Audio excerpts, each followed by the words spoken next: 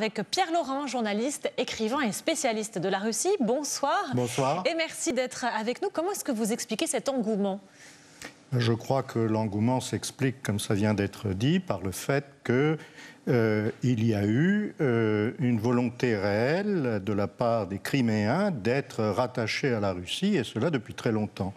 C'est-à-dire le rattachement à l'Ukraine en 1954 était un acte purement administratif de la part du pouvoir communiste, et ça n'a pas apporté quoi que ce soit de changement réellement à la population. C'est-à-dire que sur le passeport soviétique, tout le monde a conservé la nationalité qui était inscrite, puisqu'il y avait la citoyenneté soviétique, mais il y avait également la nationalité qui était russe, ukrainienne, kazakh, etc. Et chacun en Crimée, au moment du passage à l'Ukraine, a conservé sa nationalité. C'est-à-dire que lorsque l'Ukraine est devenue indépendante en 1991, toute la population russe, non pas ukrainienne parlant russe, mais réellement russe, s'est retrouvée soudain orpheline, parce que dans un pays qui n'était pas le leur. Et dans ce contexte, il y a eu de nombreuses revendications pour être rattachés à la Russie, et finalement, ça a été fait en 2014, à l'issue des événements que nous connaissons à Kiev. Est-ce que, selon vous, il faut mettre fin aux sanctions qui touchent toujours la Crimée et la Russie ? Je crois qu'effectivement, ces sanctions sont complètement dépassées aujourd'hui, parce que nous savons bien tous, et les dirigeants occidentaux le savent très bien également, que la Crimée restera russe.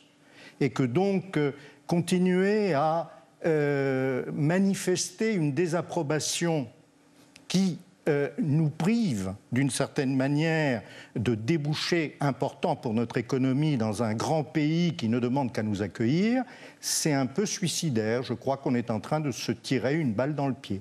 Alors on se souvient de la crise diplomatique qui a provoqué le rattachement de la Crimée à la Russie. Pourquoi est-ce que l'Occident a considéré cette réunification comme une annexion ?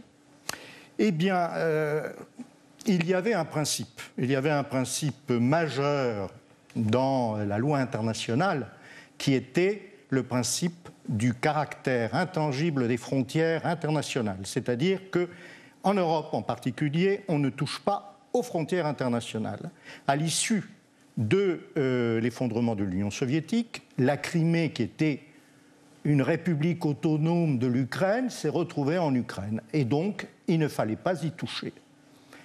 Et ce serait resté comme cela si les Occidentaux n'avaient pas eu la mauvaise idée, en 2008, de reconnaître l'indépendance du Kosovo. Kosovo, province serbe, traditionnellement, mais à majorité albanaise, et donc les Occidentaux, croyant bien faire, ont accordé l'indépendance, qui n'a même pas été sanctionnée par un référendum. C'était juste un acte du Parlement kosovar qui n'avait pratiquement aucune légitimité.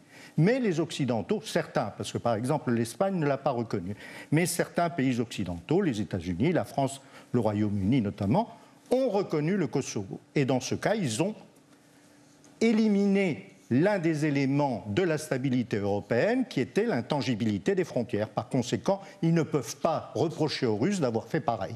Merci beaucoup pour votre éclairage, Pierre Laurin. Je rappelle que vous êtes journaliste, écrivain et spécialiste de la Russie. Merci.